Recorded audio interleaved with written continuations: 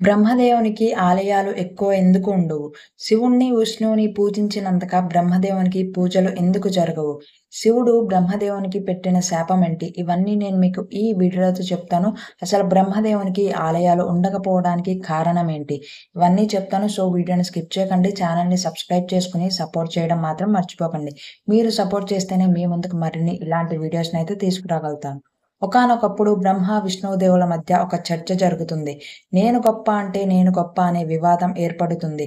ఆ సమయంలో మండుతున్న అగ్నిగోళంలా ఆది, అంతం లేని ఒక స్తంభం వారి ఇద్దరి మధ్య ప్రత్యక్షమవుతుంది.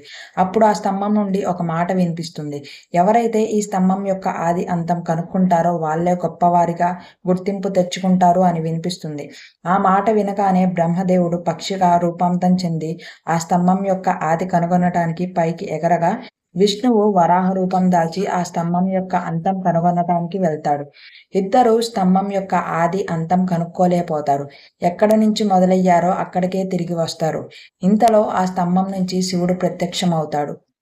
విష్ణుదేవుడు తాను స్తంభం యొక్క అంతం కనుక్కోలేదని నిజాయితీగా ఒప్పుకుంటాడు.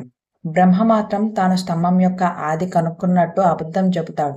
బ్రహ్మ తిరిగి వచ్చేటప్పుడు దారిలో కేతకీ పుష్పం కనిపిస్తుంది. కేతకీ పుష్పాన్ని తాను స్తంభం యొక్క ఆది కనుక్కున్నట్టు శివుడికి అబద్ధం చెప్పమంటాడు. బ్రహ్మకు ఇచ్చిన మాట ప్రకారంగానే కేతకీ పుష్పం బ్రహ్మ తాను స్తంభం యొక్క ఆది కనుక్కున్నట్టు శివుడికి అబద్ధం చెబుతుంది. శివుడికి వెంటనే కోపం వస్తుంది. బ్రహ్మని, కేతకీ పుష్పాన్ని శివుడు శపిస్తాడు.